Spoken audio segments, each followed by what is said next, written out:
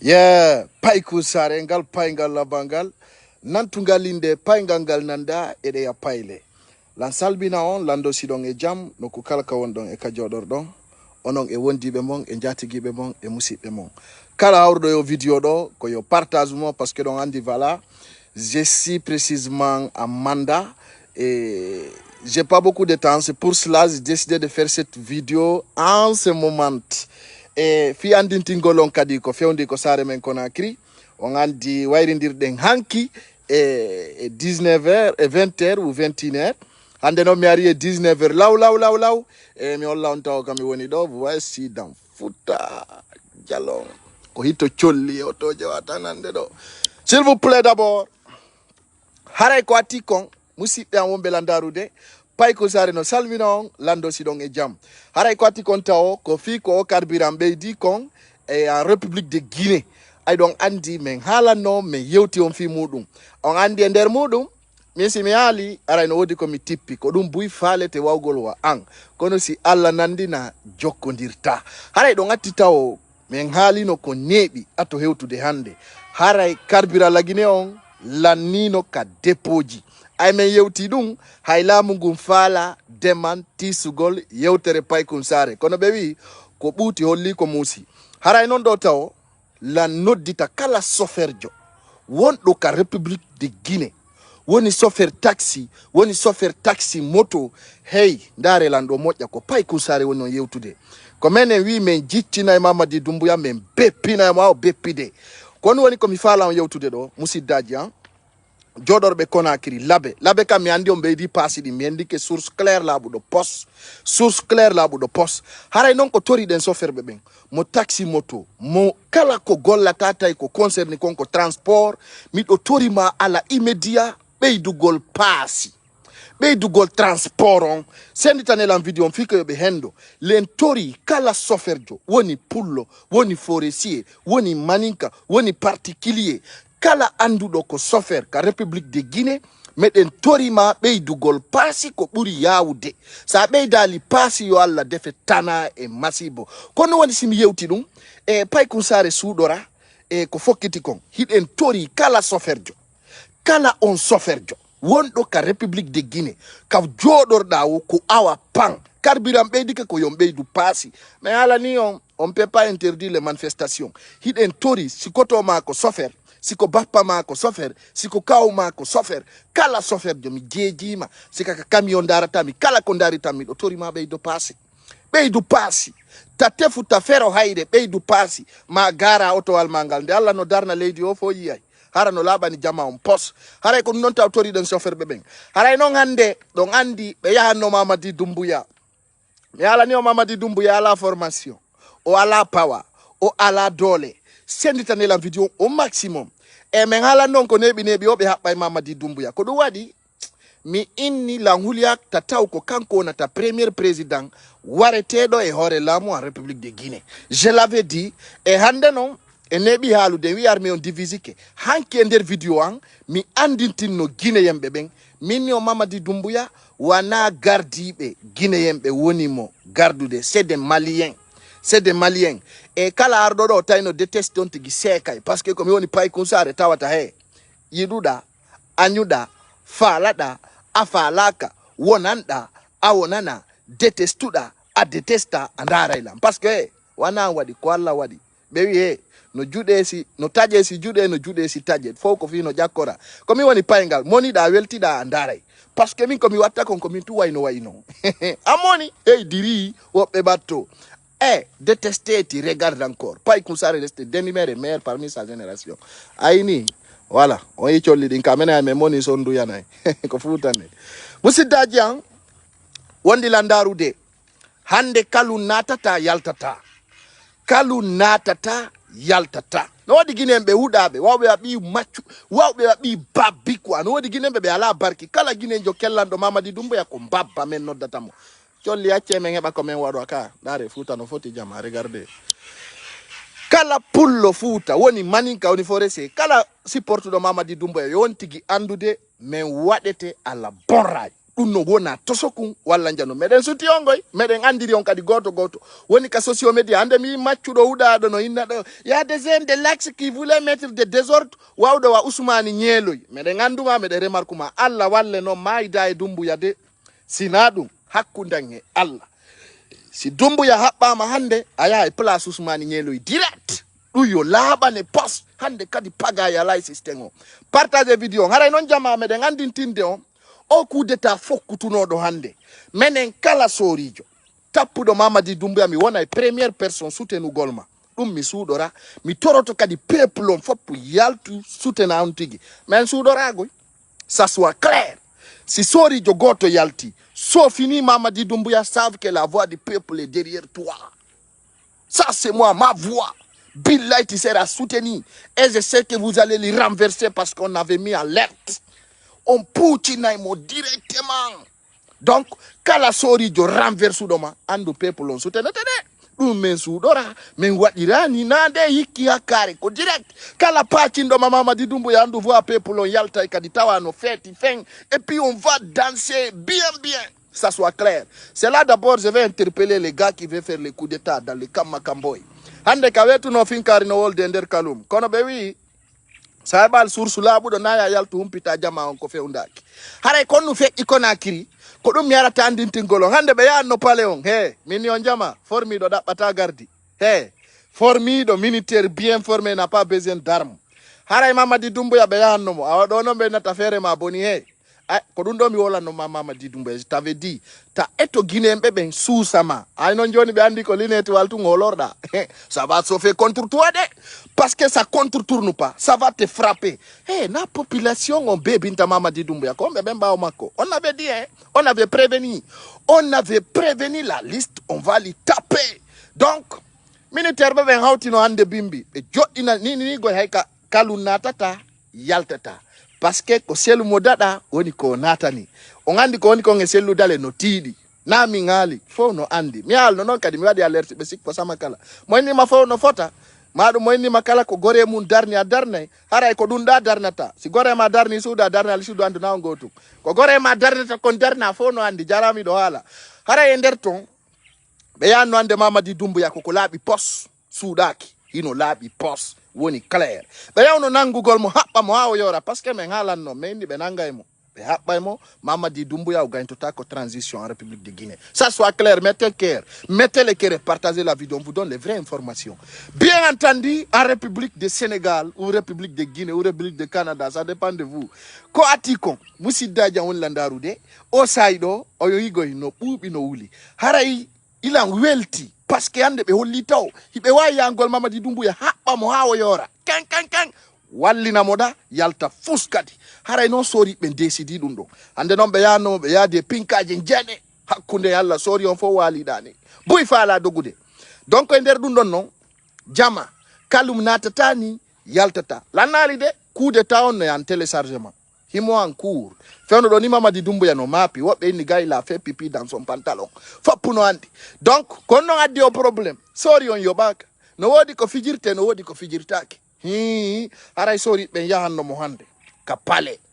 ñoƴƴugol mo kono woɓɓe wi ɓe suyi woɓɓe wi ɓe suwali kono ko ɗo yo weetu laaɓay ɓe wi si guere fuɗɗike abbo tun joɗɗa ndara haray ko atti kon ɗen weltani ɓen sori ɓe yawɓe ɗon woni noon kala ka ɓe wontiri woni kala no ɓe woniri woni kala position maɓɓe on haray hiɓe wonana yoɓe andu kadi si ɓe haɓɓimo ha o yori meɗen wonani meɗen weltori Allah e ɓe haɓɓu Mamadi Doumbouya ha kaɓɓol yora kenken komi torto noon population on ko wongol sempre si ɓe ƴetti laamu ngun ko tout simplement ko yon hawto ma hen soutenen ɓe min gomi woɗɗa ɗo si pas loin de Conakry si ɓe wi pangande jamma janggo mi waylitay ɗo caabi mi dartoyo Conakry directement c'est clair s'il vous plaît partagez nelan o vidéo waɗa mo like ko yiwɗa ɓe narɗo ɓe falaka yewtere anden feƴƴa iɗon kirɗalan par ce que ko woni ko mbawan no tiiɗi ɓuuri on no tiiɗi ɓuuri on komi inni Mamadi Doumbouya il va finir mal très mal mais yalta men kellana huɗaɗo on o darto men min yalta min kellanamo min waɗa mo neɗɗo o ƴetta min kulle o feetu ɓe wi on peut pas trahir les Guinéens tu peux trahir ta mentalité mais tu peux pas nous trahir nous-mêmes o watta en trahisugol haray jamma sori en Kamma Kamboy kamma kamboy don non en andintinnay do jama on koko laabi post wonder don sendite vidéo na nombre ko darata en ko woni important on c'est-à-dire c'est le nombre de partages la ngande wonbe ben ka yasi buri tidude wonbe ben ka der vidéo buyno do be yidata natugol derga menen lambe ndare men ministre be foppu ndaray do ko wonbe ben no der do mi tori yo partage vidéo on fi o hewtu ka duwa der ton tani pay ko sare changement ala min kala mo mi juggani aya kola tawa ko direct min si mi juggani lando sofidete si mi juggani blogger jo beppidete si min kala natudo surface ngo mi faccina mo automatiquement tawa kay no beppini hara ala autoroverso ko min ni Mamadi Doumbouya mi beppinay mo foppuya e nder dun don e jama haray ko andinti gollon Mamadi Doumbouya be yahanno mo hande de be desidile be habbay mo ha o yora be wada mo e joge dum kadi ko yo laban gine be ben fap nyande no Mamadi Doumbouya nanga ko mi toroto nangube mo ben ko be wallina nang Ousmane Gawal be bebina mo vrai min haali be beppina mo ha o beppide vrai be wettina mo ha o tawa ko no wata wonirde mi halana do en on he Idi Amin kala andu don ko entourage Doumbouya ko yon bebi so nangibe ko yon hirsirbe wacofo il y a pas d'intervention c'est directement donc les soldats qui vont faire ça on vous soutient, nous sommes de cœur avec vous. Toute la Guinée est derrière vous. Yobe renverse Hudado. Mamadi Doumbouya ananet o mardo barki ko Hudado. Hudado ha luki. Sinadu ngonet o hebi opportunité ji fap. O jejama. O inama organiser élection furkano. O gainta filamu la Guinée. O jabalika. O habiti ko dole enjagu o wadata Guinée mebem. John non ko ati kontao tampere e lettare fokkitani peuple guinéen. Donc ko teddongal e modon. Kala wonɗo ka République de Guinée yontigi wonu sempre a sofidete woni direct ɗum mi suuɗata mi takkota ko mi alante parce que to yimɓe ko ɓoyɗaɓe takkanade walla wolanɗaɓe parabole ɓe famata mi wiya on ɗo noon kala wonɗo ka nder République de Guinée a sofidete woni directement on yafoto ko ni temo wawata yarugol mi yenna on de c'est à dire ɓe wi si dengal tori hakkil no sora no wotton huɗaɓe ko ɓoyɗaɓe wolande pular ɓe nanta jonnon sa wolaniɓe ko ɓe duwa ko nande ɓe jaɓay awa e nder ɗum ɗon kono waɗata ha beppide ɗon ka nder République de Guinée carburant o men halan no ɓeydo to ka huɗa ɗon tawo antigi ɗum no hersinanima taw ko yiyatta ɗon vive CNRD ɗum taw no hersinanima ka buy wonɗa bepperi nini ko bepperi ɓi huɗaɗo to inata vive CNRD huɗaɗo ha luuki maccuɗo mo ala barki ko on tu wawata wiwgol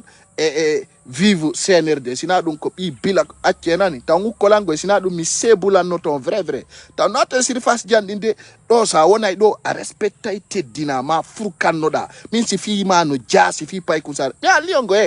je vous avais dit sala hakkila dartala hande kadi mi change je n'ai plus de temps pour les cons pour les personnes qui ne savent rien dans leur tête ça soit clair ça soit min sala hakkil tandara mi fala ka neɗɗo mo anda hore mum min mi yiɗa huɗa ɓe daralan ko barkina ɓen tu miɗi yo daran ko en fait min mi ɗaɓɓa e yinkoye taw yala barkino ara ɗo kala win wonanɗo ɗo CNRD siɗa ɗo sa darilam yarlanakima yo Allah defe kasara yo Allah téléphone ma on sumu direct parce que min mi wonana min sin fala kama mi dartama bien entendu haray jama wonɓe landarude partage au maximum sendite yewtere nde ya kadi bouf très fort partage on va aller encore. Donc, dans cette stratégie, c'est que je vais vous dire.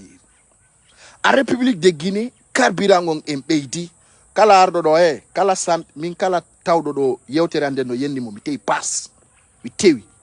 Si metti ma yaw ka tawata yende take wala tawata no woni tranquille dum ko hajuma. Kala ardo do ndari lantay no yenna, hara mi tey pass. Pangala pass. Kala kadi tawdo dum don wala naki dum seku. Min ko min ala mai min mi sokka juude argol ina pay ko sare tu es bien éduqué ou bien tu es mal éduqué min a cuangala idum mal éduqué ou bien éduqué c'est votre affaire ça min a juangala ya wi pay ko sare bien éduqué ou pas c'est pas mon affaire moi ce qui fait mon affaire c'est ça qui compte ce qui dit la vérité c'est ça qui consulte mon con donc si tu es con tu es teti c'est ton affaire kayda ko yinko no famina no yara non no boni ha sofida hara no boni ha beppida min mi sokka juude on di fenande goy mi monofala ne di heɓay ne a nani monofala no wiya ti doit faire ça a heɓay ne a min na mi ɓiɗɗoma a andala mi andama hiɗa dariralam parce que komi watta no wele si ɗum mettima seeka min nani pay arrêtez d'insulter tu m'as vu insulter là on andi ko ɗum woni ko on bandi o tawoyo ay on jara taw jaabede goy habbe to min mi kayite mon sokka juude go fiyo goddo welto bien haray jama lagine carburant on beydike 12 000 francs ka pompe non welta 12 000 francs soda ma acca donka 12 000 francs soda ma ronka sodude kono wonno nge nderon 12 000 francs don woy be interdit manifestation on jama on no tampi min non mi halan no hunde wotere minimo yo terto sellu dalen jibay be jibande tawata lagine foppo yiyay haray non jama ko ati ko carburant on beydi kon do hedum welila hande mido welti ha mi anda ko honto dum wala nimi sabuna Mamadi Doumbouya obi nagge obi bula obi udita ya obi yolo njala obi bebintedo ha wani ko no wadi o jetti 4 millions de litres o okki maliyembe ben ni maliyembe hudabe no seppude itti mali o hakona akiri bo ono wadi ko de mabbe den hudabe be ala barki donc dans ce sens ko yon famu lagine satta woni de place carburant on 12 000 haray non labe kona akiri membe day woni 30 000 si tawno lage tawno ko 180 000 joni wonta 200 000 affaire do lagine do weli on beppidete ono wonambe Doumbouya fap ça va être lourd de poids lourd haray non do tawo jibibe ben si sellu dalen yaay lagine si o yata haray labani on poste président sellu dalen yata lagine himo fokkiti États-Unis dum ko ender Amerique ko do non mi toroto wonbe Amerique fa pullo fuuta woni mawdo woni paykum woni suka woni kala ko génération mo fewndida sa andida fala yu pullo fuuta lamo ender République de Guinée moni mana etno hara ya hudama wonu etno sa wonali etno hara ka bi hudado il faut être etno min kala indo lagine fo wonu goto mi sokka juude kala indo lagine ko nene goto mi tawaka min kala wido lagine ko enen mi sokka juude do min ko mi kono no andir don no mi baka haray lan toro do jamandaro be lanteren États-Unis présidentiel dalen no hewtude ton ko yon yaltu massivement welto don taro don darto don tawe don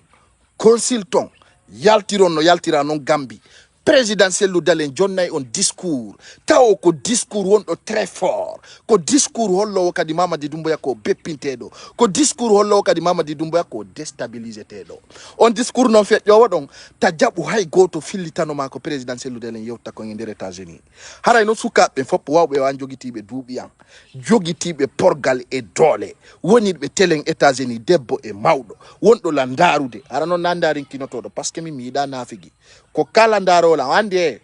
si debbo ni yidama andu ko woni mayde fima si debbo ni fala kama ko sareti walbe pusirta mo ko ma nyande nadudam ko debbo si fala kama jombo mo ndara hakkunde nyalla nene makko e ben makko arano imo ko ne nyande danta mo ya misi mi maye ko do si maye ta ko do misi do fala wara e lando mi yaltata kama ko parce que feno mi ari do mi tawdana mo e fuy sai bisi gado ara ay bi baga nord baga jama ni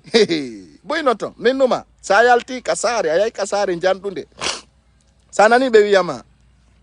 kala jiwardo wido min ono metala mi fala ka fiyo ono sunnam mi saga nayo mi o si da fala noddo wiya mi do yiduma mi do fala fima hay habudo ne hay si bemma ko arani mo walla nen mako bustado parce que ko nyande nanta mo wiya min si mi do yalta do yo Allah waran yo Allah wadan mi do andi ko mi woni on ko ngalande ko paygal ngal jomba kono filon jidi no andindira sa jombi mo enni yo tawdano ma e fuyi ando on fokkita e nokku donc yo Allah dandu en wonirgol nitu madum haray ko birdi woni affrontude haray no yimbe wonirbe États-Unis présidentiel dalen holli o notota ko justice on noddi makko no mingo mawdo no welammi hakkunde yalla si mini sellu dalen no metta mi aray mi feni parce que si mi yewti o yiyay ko mi acci ko haray présidentiel dalen holli notako o nototako o notako justice o notako kiyefu o notota awa ben wonno be non inude yo notode yaw non noto don e place makko parce que mi ala non ko yimbe fenandebe mi ala no hibbe no jodi ayer no jodi kalede janane hino no udita sekkoji mune c'est le délai yo noto justice o noto fi on pour quelle raison il va répondre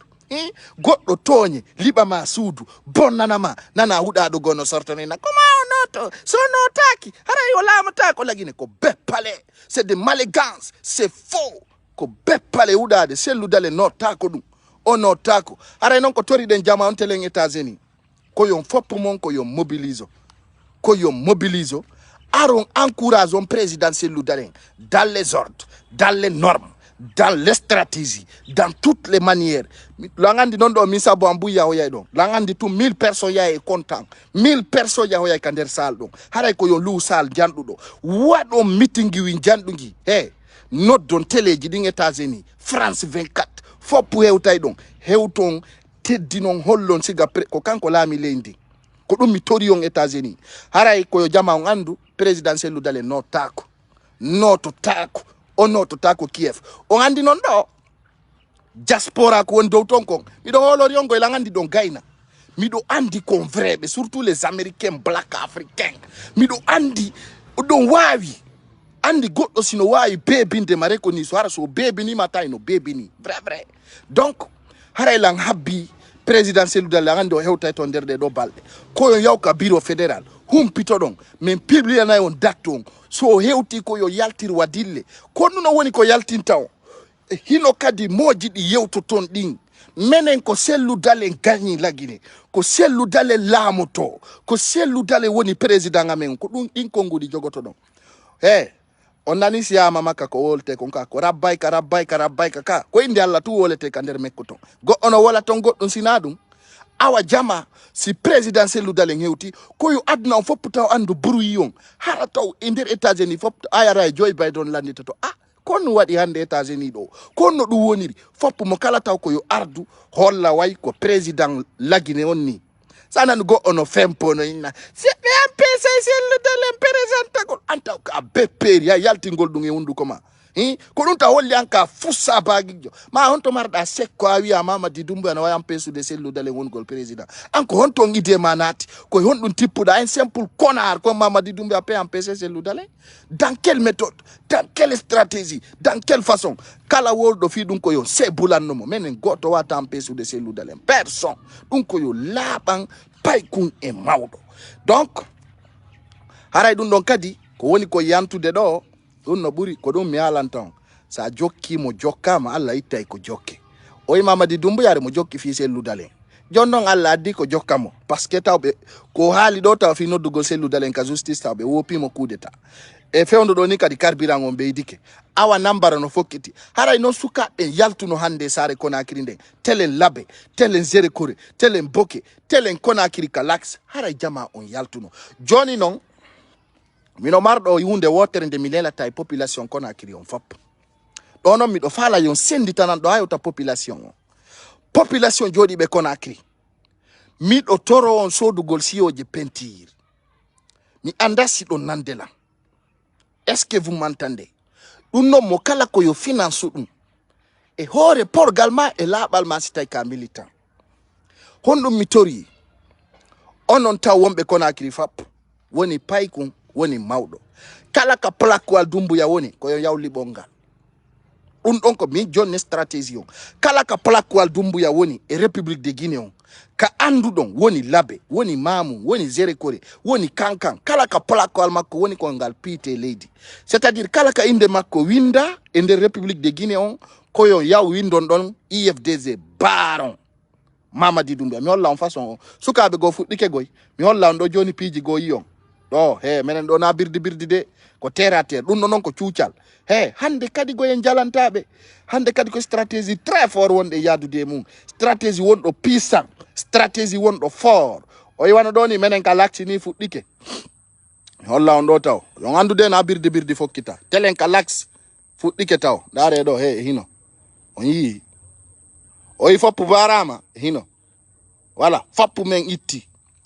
men itti kala ka Mamadi Doumbouya winda naw ka laks foppu yowtama partager vidéo on yi foppu barama on yi ka ɗum ɗo no tawa stratégie kala ka CNRD winda ko yon puccintin e leydi e hino fop ko yo itte ha laaɓa pos e capital Conakry ngal e hino ɗo yi ka vous voyez fop ko yo bare ko yon sodu siyoje peinture waɗon on yi fop hala ba pos ko menen lami lendi kala ka CNRD woni ko yombar fop menen combat men on nagoy ko suudi men suudora o yari no windi do vivu CNRD o yi fop ko yo bare fop wade peinture fop itte hala ba pos fop ko yo itte dum kala ka yidon no nder capitangal fop ko yo ittana e o wala ko yo wadu kuru aru fop pochon hala ba pos la maki men ande kadi e hino do jama ende mari stratégie ji ko gollengo na winu gol pocho pachare ko majjintingol fi makko windon fop IFDG fop e République de Guinée on ko combat mi do tawa kala kadi nangado e mu yo nodda ko yon gollangen dum don kadi ko yon fuddo golle den jokken min si don fala on yenna la nene baba parce que min ko mi wayi ko goto mo wata ya des stratégie jandi ko mi do tori kala yido plakwal Mamadi Doumbouya ka République de Guinée ko ya lancungal itangal few don no tawa e melugol combat meden on woni non kayre pour kala ka wawda tawde kala kadi waddo photo Mamadi Doumbouya e nder suudu mu yo Allah sunnundu yo Allah defe masu courant yo Allah defe kasara e masibo hulbinido kala jettudo photo mu wadi e nder suudu mudum hara ko Mamadi Doumbouya o trahisi peuple on yo Allah sunnu suudu man yo Allah defe masu courant directement on famine parce que il faut que jama on faamu hande kadi so holli en jikkugo en yaltanay mo nokkugo dum do nayo goto suudu kala gine tampido be da carburant pour quelle raison sonjugol konungum sonjugol jama on d'une façon très fort d'une façon très démagogie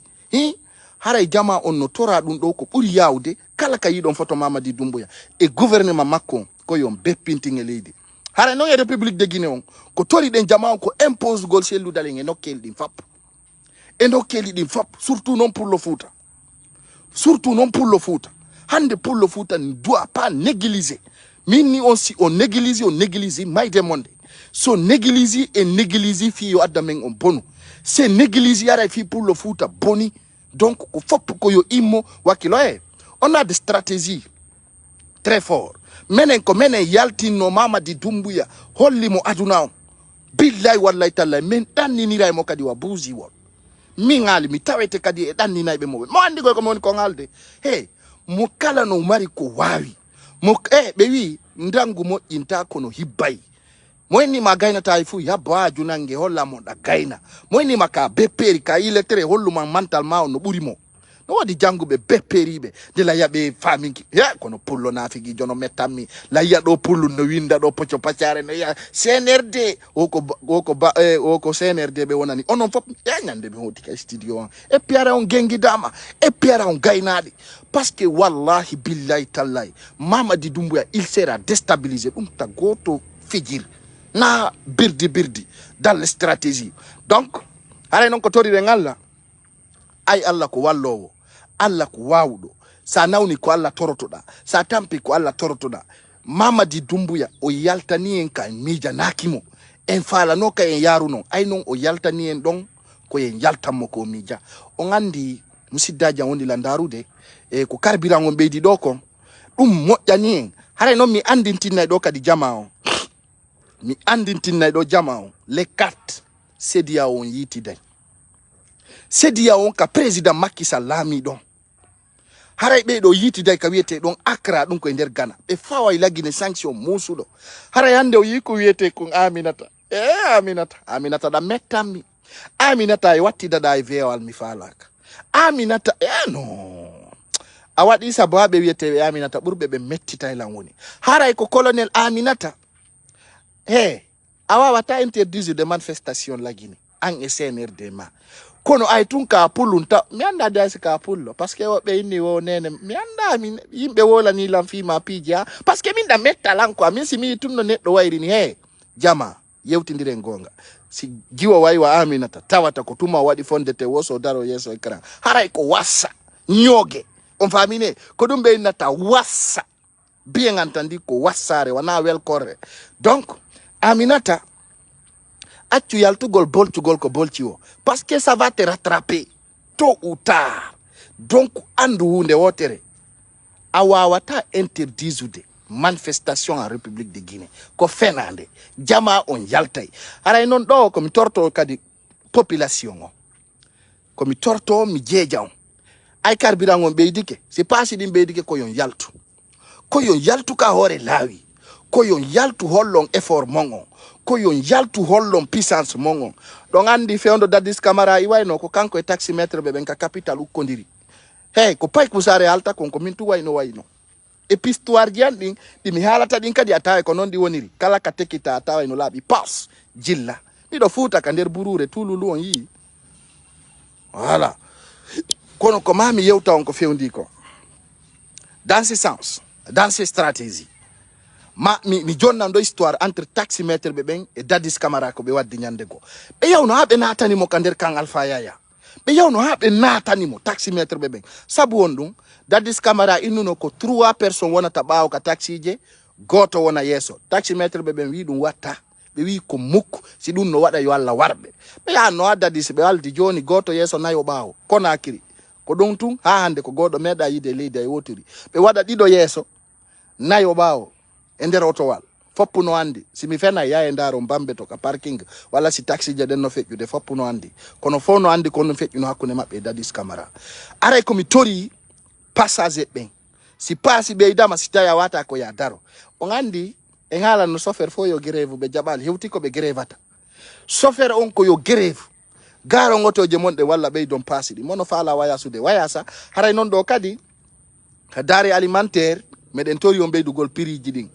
si carburant beydike ko yo prix jidin beydo maro nebang ndiyang fop ko yo beydu ha ngada ngas alla yo kona kiri satwana ha miskino wacho kona kiri ko yo satwa fofo kitana Mamadi Doumbouya ara ko sello dalengo fo kitanno alla defima kasara hawnido hulbinido transition ala lagine de wani sanani be ya sello dalen doit se présenter sina dum be jabata o présente ko élection ko be pale kala woldo dum o fenay fus sellu dale lamuto kala indon sellu dale lamuta ko tigi fenay no fokkitano be wi si fokkitama ko jama fa mon to fokkitira haray kala sikkudo waddo ka hore mun sellu lamuta ko sikki fenande be pale kala inudo ampesa mo men ampesa on tigi haray dum don ko yo laban jama on wonana on clair et net labiran na on wasi ko pay ko sare woni on yewtude dum kadi yo laban on post haray jama stratégie ji buyno fokkiti e matière mongo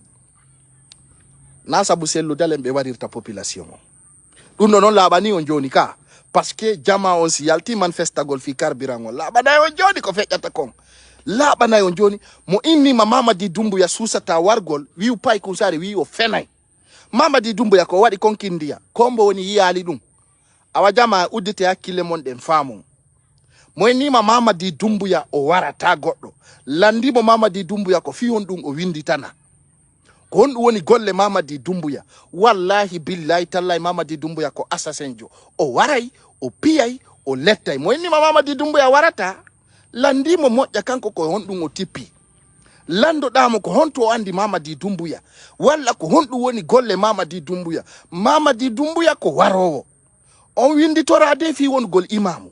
on ko bandiru ha yiwɗamo hiɗa andi ko warowo c'est clair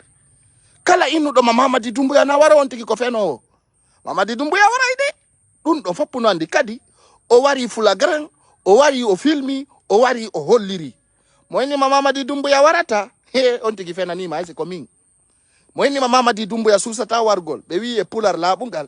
wosi mboddi kokki sa soppali hoore nde a yay ko ndi watta makon ɓe wi a fijiray wo ko pusata sorijo ko aka miru ɓe wi on armuji maɓɓe ɗin koko ɓe defandora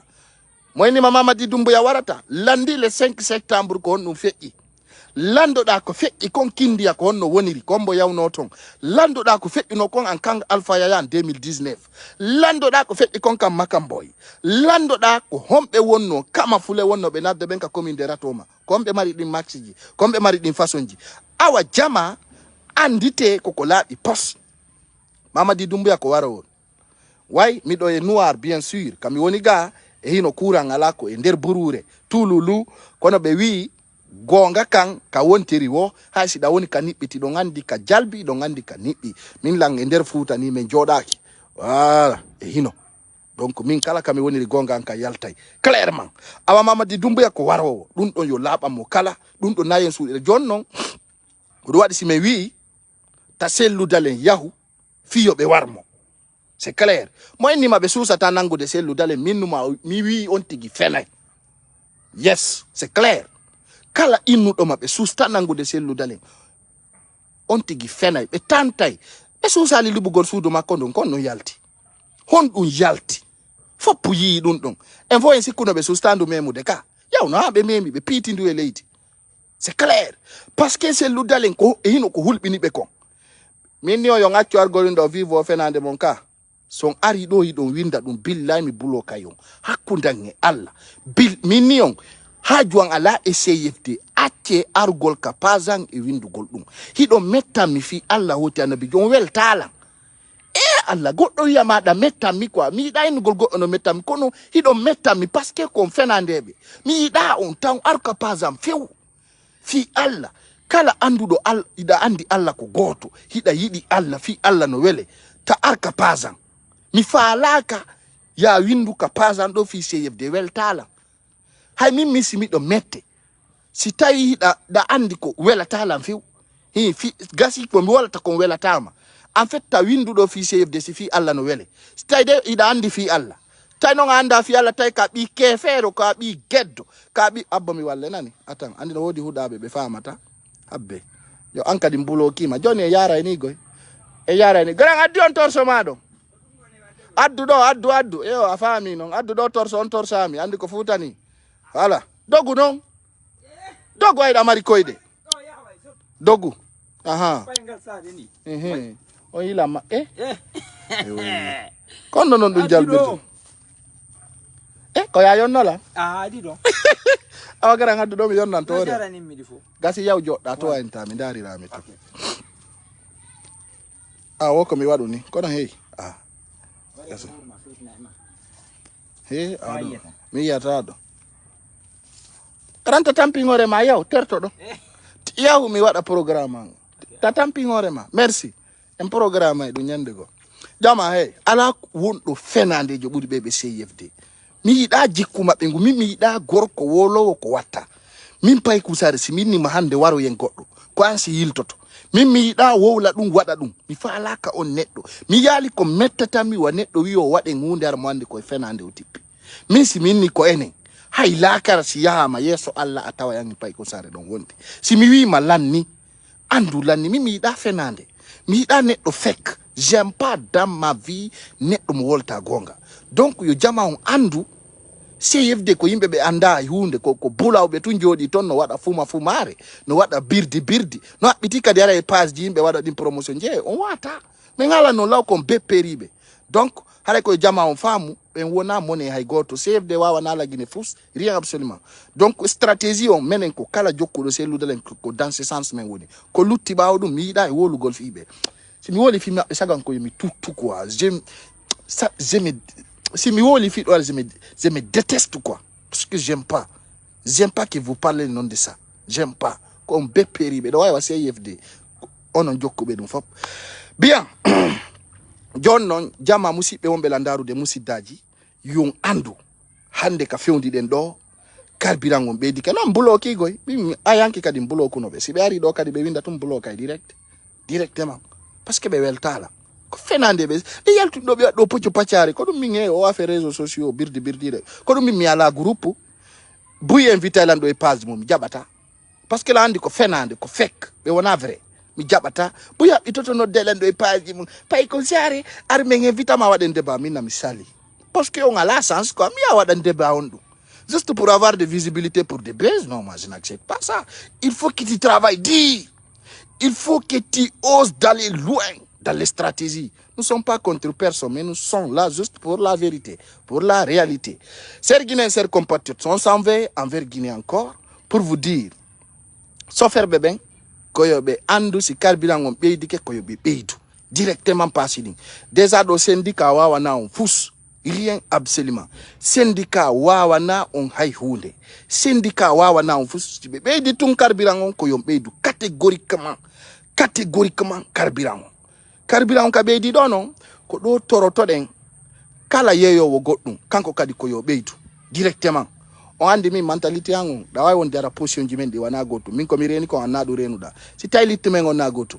ti me laisse tranquille ti continue ton cas dans ces stratégies koyo cosmétique on fappo ɓeydu koyon ɓeydu fuɗɗi biredi mango kala ko arata ko yombedu. C'est dans ce sens les Guinéens doivent aller au combat. Jonon do wana gidda goto de ko gidda Allah woni arde do. Parce que do jama on manifestoto ara wana selu dale ndo dibe. Dum do no woni ko habano, c'est le moment. Mamadi Doumbouya faisait semblant que tout va bien et il sait bien à l'intérieur, ça va mal. Ça va mal à l'intérieur. Jonon do ko do Guinée be fop pour famu ko woni ko réel. Mimi associata hay et goto et kombango. Chacun peut faire comme il peut. Chacun peut faire comme à son façon. Donc, c'est le dalendo yo andu hande kadi komba makonko alla woni mo wadde. Directement. Wana groupe wan oyde zayimbe fenande ben fop alla itibe bawo c'est le dalen. Ousmane Gawale sule changele ko nandi tata ben fop ko yimbe fenande be c'est le dalen men fop yi ba makko. Hande ko gonga be wobe wablay balu titon. Donc, ko torondirden do ko yo fop beydu carburant fop ka carburant be di do ko be du prix jini ono no yaw be soda ka pompe 12000 ono kay on waye to de 15000 fi o satto parce que alaka dépôt jonnon do e ino non do non ono wombe ben ka international ko woni ko rôle mon ko do no ando to lagine ngada e woni on andi Alpha Condé wolno dum Abu Dhabi lagine va souffrir de place on andi do si selu dele yawno noti en ce moment si be nangino selu dale be beydayno don direct carburant directement be beydayno direct carburant si tawno tun selu dale yawno be wadi mo cap e na maison centrale bimbine nyande be wadayno déclaration carburant beydike donc ka carburant beydi do ko don Guinéen be hakkille moni wonugol on andi be empoisonnayno selu dale directement. C'était leur façon de faire. Donc ko Guinée be femme hande kadi façon mabbe on kala ko CNRD décidi en wawa be déstabilise gol hollugol Guinée be ko hondo fewndi ala immédiat. Joni non e ko carburant on beydi do coup d'état kadi woni mise en ligne.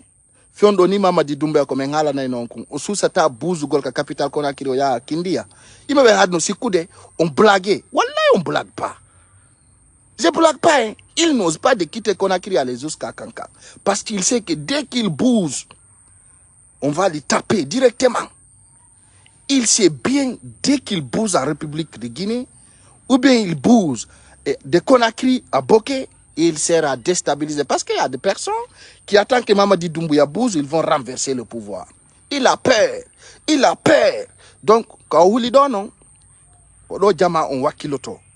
Moya. On a déterminé. On a wakilaki, comment wakiloda directement. Même si tu ne contribues pas dans le combat, tu vas participer forcément. Catégoriquement, tu vas participer dans la lutte. Quand on a participé parce que tu es guinéen. Là, ce n'est pas le cas d'une ethnie. Mais le cas d'une ethnie qui partent là, kodun do wadi hande kadi en ala jabude fita sukabe fulbe be nange be nabe maison centrale wala ka commissariaji fi o pullo futa itumbudi fi o musiddo mu yaltu dum ko yo accu dans ce sens hiden elmini ko wiete kon e manifestation en République de Guinée jonnon e hino ko CNRD huli kon be huli ya jonnon be dadata on andi hanki Aminata yaltuno oui on a interdit les manifestations fermement. Parce que vous savez, ce qui était passé en 2009, en 2009, qui a fait ça? Mais les Guinéens doivent se manifester maintenant, obligatoire. C'est forcé. Jono do CNRD, on a dit men hulta. Dono mojana. Mamadi Doumbouya da kirda bijodi. Parce que là, on n'a pas peur de toi. Do holi hande kadi Guinéen joy goto. Oy Mamadi Doumbouya ko wada ino ngaline to almako ko fenande. Oy jono hulbinaki oy ko be perijo oy ko fenande tun ko fek o susa redu o susta wallahi billahi ala huldo redu uri Mamadi Doumbouya hakkundange Allah billahi wallahi talla yimbe dido no lagine be ko huli ko redu ala de Mamadi Doumbouya Ousmane Gawal be dido ko huli ko redu vrai be peribe la wa inde gouvernement fop e état lagine on ko be do dido buri wonde yimbe hulbe redu huli redu ha sofida surtout non Mamadi Doumbouya Jordan Condé no hulire do he fewndo do ni rafal je dem bimbe ka kan bua andi kadi be fellino balde gono fe iton kam wonno Conakry be faala no kadi yangol Mamadi Doumbouya mais dum don ko menen suudi yaltuno ka teleji e ka radioji be jabali wolugol sur son meden no meden andi wadu be dum be ka kandon ha be yalti be wi no ko goddo wonno manipude finkari e après voilà no waditiri ni kono hande kadi be zitti fiata fewndo do ni be négociation kander pale Mohammed 5 do non ko mi torto sori ben fap kala tantudo wadde coup d'état ya andu sa wadali mo si Mamadi Doumbouya nangima be warete directement be warete jondo na yon hulu na yon rekil ko yon puusu ya on happo mo hande nder jemma si wawal no wonde haray kadi ko yaltinta guinéembe ben konno arde sattendi ni ka carburant on beydi do hiden weltori Allah yo continuer ni nyande kala fini weti hara ko nambara fokkitata awala Guinée min ni on do ko ma beppondire sadaka ala sabu ala ko ma sofondire hanantondire donc ko yo fo wonu sempre e wakkilagol e wadugol o kombado jonnon do iden jonnude principe ji itawata e hande ko ma présidentiel dalen jokka din don e kala kadi yidudo mo jokka ko présidentiel dalen yidi kon. Je vous dis, il y a des gens qui disent je suis pas pour Cellou Dalein, je suis pas son militant. Kawida don awona na Cellou Dalein awata mo wonande andu ana ayewta no Cellou Dalein ko moji wala ko boni, c'est clair. Kala wi don wana mi militant je IFTZ wana mi sympathisant mi jokkata Cellou Dalein ande on don kala ko woli fi Cellou Dalein c'est pour son intérêt. C'est clair et net parce que ande awawata ino gola yida goddo awona namo publiquement wada semblander ton menelele ka social media do sa wona ido awona na Cellou Dalein wona na position makon. C'est clair sa yo na dum men hollete direct ko arta kon directement parce que là hande kadi goto arata do créer mouvement ji fenande fek ko tawata ara do holla désordre ko tawata na marsata hande les seuls mobilisateurs les seuls guides en Guinée ko Cellou Dalein muyi wana dum on tigi fenay mi anda si don nande goy onon bembe mi woni wolande menen ay goto arta do créer do mouvement ji be pale yakoni walla koni on tigi yaay direct be pintinoto me yejjita e fima et puis kadi wallahi sa détesti ko mi hala makon hakkundenge Allah si ko page Facebook jogida si mi déstabilise tama ko bi maccudo kala nyola hakkundenge Allah ko clair go mi woni halde hay mi sudora parce que si mi dep et puis à partir de là ndare tum jode do don hande kadi paga yala woni evre Cellou Dalein je tuda winduda ko boni mi hali go kadi video am fejjudo mi woli kadi video am fejjudo mi halay kadi min ni kala sikkudo jotto ka social media do ataka Cellou Dalein wirani haray da andi koy fenande tippuda a wola nay men si tay asusata wola ngol Mamadi Doumbouya ko nda ko wolande Cellou Dalein mono falano yo testu ndara labante pos hande kadi kala ƴettudo ima Cellou Dalein sikki ya ay salisamo wada fenande nder ton ayay ko men gollanta mako dum don kadi yo labane pos page mi yedda de si goddo coupi video ma wadi e page mum dum kadi ko a wada 2 semaines on tigi yana hore mum jama billahi wallahi tallahi fenande accay woni mayentum fenande den accay woni a gollana hore ma directement foppuya taya wopini ayay ko watta kon direct sonko go yala nder ton sonkata min simi wadi hunde ay nodduda mi ata kuda to aron kuda mi jabata ko ma ay mi video mago mi wolta fima parce que si mi woli fima si 2 personnes yandarama mi alta mi frappete tum jokka ajwa directement kadi parce que piji gono nder ton ko ma hande kadi immano den fingol fi pullo futa yo lamu la Guinée kala wi do makanyum menen lami do yo buttina men bi mani kalami ke harunki soso lami ke harunki hande kadi impose gol force kala wi do wana dum ko yontigi beppide directement ko yo pullo lamu dum ko Cellou Dalein mandi hubba c'est clair dum ala sikiti walla falliti commentori non do président Cellou Dalein principe jidi leede janane de woni yaade den ko yo yido e lambe ben o nyawlobe mbuudi ay so gollirta on andi ko lobby laminta Afrique do mo innima ko population ko berpale ala vota na do e nder Afrique buri Cellou Dalein élection transparente ko yata 5 fois kanko gagné joni o changer stratégie do ko yo nyawlo mbuudi hay Israël mo yawde o nyawlo mbuudi États-Unis ka woni yawde don o nyawlo mbuudi yo terto militant e sympathisant so yide mabbe o yewtube ko nani yo be wonu sempre o yida e portobe ben patron Cellou ko ya jogo don si ben signanima lobby ko ben bebinta Mamadi Doumbouya manifestation ɓurata ko FNDC wannoɗo kono konto yalti ko be pale hande ko yin koye wonno koye deɗa on fait voir les membres de CNRD ko kondino e honno est ce que ɓen yaltinaniɓe ɗum par ce que ɓen wawata noddugol ay tato yalta e hoore lawol ko fenade ala mouvement wowlowo ɗo goɗɗo yalta e hoore lawol hara men tawaka billay wallay tallay goto kadi wata mobilise ude goɗɗo lagine wiya yo yalto e hoore lawol sina selludale ala wona paykun ala wotade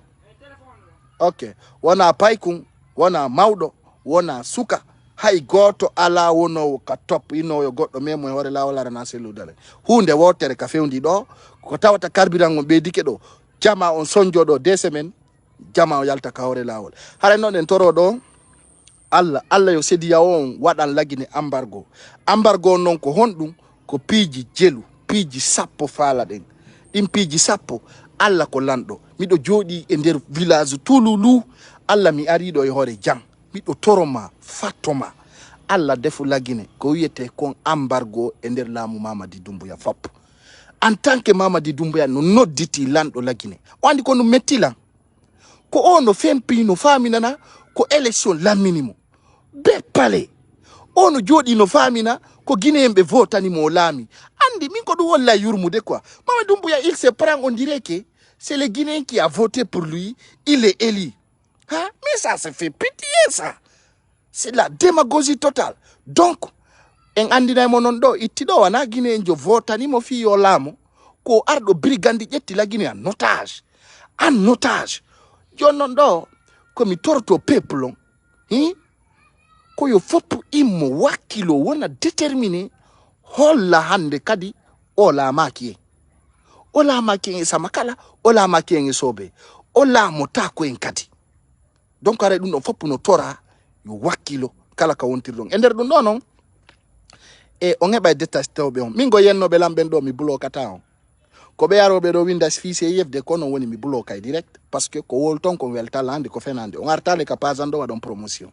kala kadi commentaire feƴƴuɗo ɗo mi yiyaymo ko woni piiji gono to mi jaɓata min sa toñi tun a woni neɗɗo janfotoɗo mi falaka fima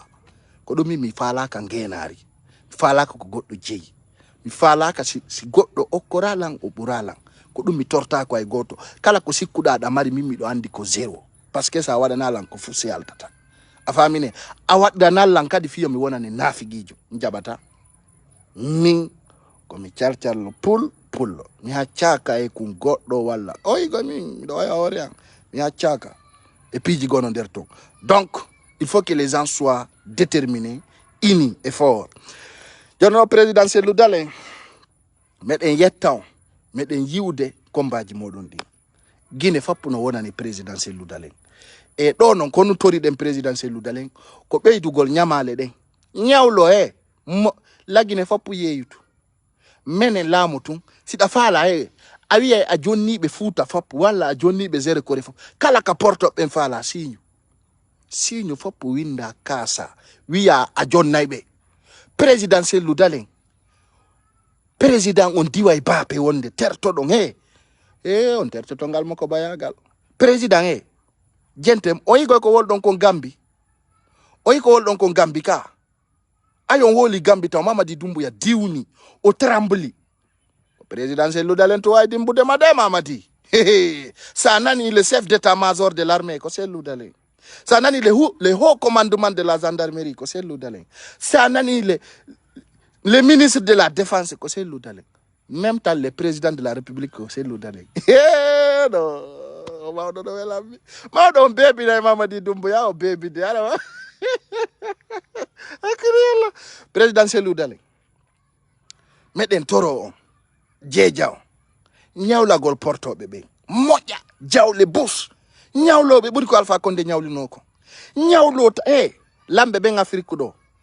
fuɗɗoron Sénégal ɗo wiyon ɓe l'eau potable on servay ɓe courant électrique on servay ɓe yahon Bissau wiyon ɓe yalage ko iwrta lagini kon fof ko kamɓe hendoto wiyon ɓe 50-50 président Cellou Dalein signe si ɓe wi lagine 40 kamɓe 60 signe fop laamo tum ko ɗum men tori si portoɓe wiyima président Cellou Dalein ya signe fiyoɓe gollu lagine fop signe ka yaltoy wo ko ɗum men torima ta a tefu no waɗi riwo ɓe wari yimɓe maɓe an tigi a woli gambe ɓe liɓi suudu ma ɗum présidentiel udalen sa yarlanike ɓe ɗum ɗo non yo waɗu waɗeteɗen fof présidentiel udalen rew kore e payanɗe kono sa jaɓu nde yawre ɗo luttitana ɓe sina ɗum haray menen pullo fuuta men woni fos hakkunden e Allah si présidentiel luda ko pullo fuuta waɗa kon fof si feƴƴe présidentiel udalen mi wolta fi laamu pullo aduna parce que ɗo kondi sunne ma o laamo ko ɗum woni nder ton ko yo foppo immo aray ɗo noon opportunité january surtout wonɓe ɓen ka diaspora télé États-Unis miɗo toro on yaltugol fi Allah habbo présidentiel udalen itti ka aéroport ha ka salle de conférence wakkilo ɗon acci toon tanji mon ɗi hollo adna Allah fof ko selludalen laamoto ko ɗum woni komi tori on musiddaji am wonɗi la ndarude o sayi ɗo yiɗon andi ko aduna ɗo mo kala yiyaypiji ɗin eno yirata noon minen noon komin tori ko yo Allah président selludalen ardo leydi lagini ndi ko ɗum ɗo woni ko tori ɗen ko ɗum ɗo woni position men on fus ala ko bakiti ɗon kala mouvement ardo tawɗo wana jokkowo selludalen taw jaɓu ndaare tun ndi wiyetendi bobo hobbo laba ko neɗɗo ɓi bulawjo kono jama kala kireyɗo mouvement wi ko selludalen woni dartagol ayyay ko feƴƴata kon o yeteɗo bobo hobo laba ko maccuɗo mo telende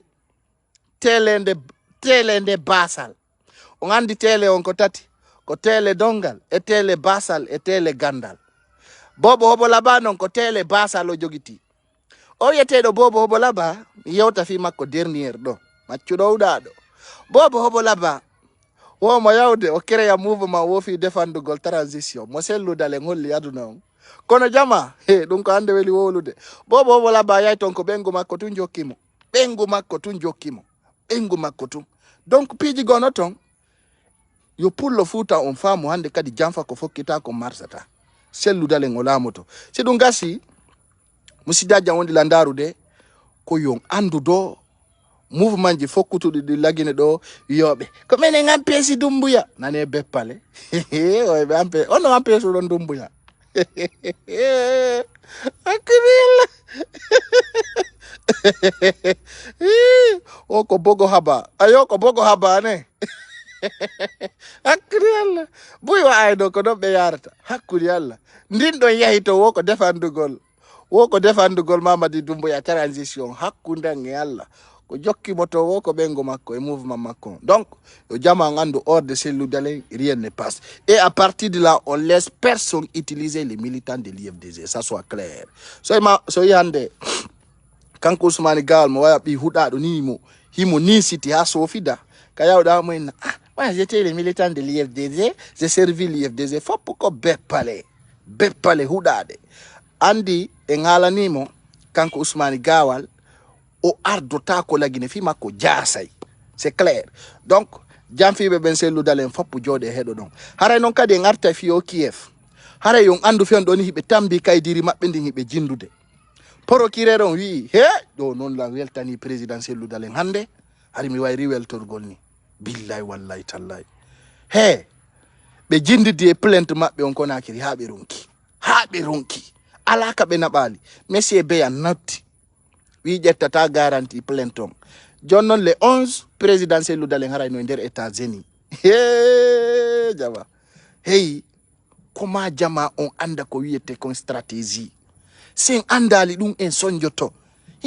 yin ko yari no jooɗi yo selludalen noto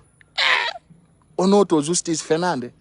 Mamadi Doumbouya kadi yo jama on noto fi ko carburant on ɗuyti kon donc haray jama on foppu no weltana surtout partage ɓe vidéo ɓen surtout nato ɓen tum partage onon ɗo iɗon weltana par ce que ɗon contribue de information ji an ɗin iɗon weltana kala ndaroɗo lan partage ali pati mum ko ñanne kala ndarowo lan mo partage ta Allah ta ndaran fa ala kare kala ndarowo lan komi torima ko partage gol sa partage ta haray pati ma ko sitege andi ñanne no ton sitege no ton on famine aha maray ko ɗon taƴi pat ko ɗon ɓe taƴanma pat donc c'est clair haray ko ɗum won nder ton kala ndarɗo lan partage ali haray ko nafi giyagal wonde ala ndarde par ce que mi haalani on gorko suusay gorko suusi noon ha maayi haray ko beppale donc fop don weltana hiɗen wontidi jemma ñalorma bimbe kikiɗe chaque 20h walla 19h ay kam woni gani ko ni wawata yarugol ko ɗum waɗi wonde mi ara joni 19h fi wawgol remontongol on information ji taway ɗi ko ni wawata yarugol yo ganduɗo kadi kaka jungo am mi tambi téléphone il y a 1 heure de temps déjà bientôt fi en waw humpodirgol anditen ko fewndi konka leydi men haray ko ɗum mi andintin tan c'était pay kusare ngal paygal labangal nantugal inde paygal ngal nanda e ɗeya payle hakkude e Allah mono mari la ngana ɗum no woni jiwo Allah gorko ko enen ha yoto hakkude e Allah miɗo ƴetti fi mon ko ƴettuɗon ɗon fiyam he ta goto hulwolal ngol hay goto gonga mono faala maya mono faala welto silamu wayi wa CNT ko yo Allah sofimɓe he ni CNT wola e goto darta hay min lamɓuɗi président CNT o hakkude e Allah fewndo ɗo ni hay président Mamadi Doumbouya mo ɓe wirata noon Jordan ko nda min miɗo ɓuuri mo donc haray ko yen wonu très forte très mobilisé la ƴetti fimon la yiɗi on haray ko en goto on se retrouve aussi demain s'il n'y a pas un problème d'urgence à partir de 19h inchallah je vous embrasse je vous aime que Dieu vous bénisse vous protège vive président Cellou Dalein jama wonirɓe Amérique ara miɗo tori on do ko torondirɗen ɗon habbagol président Cellou Dalein une forte délégation et mobilisation à bientôt que Dieu vous garde que Dieu bénisse le pouvoir de président Cellou Dalein lui donne le pouvoir kala mijitiɗo a tawi no hersi innugol Cellou Dalein ko président de la République Guinée yo Allah beppinande musude bye bye pay kun sare ngal paygal labangal nantogal inde je vous embarrasse.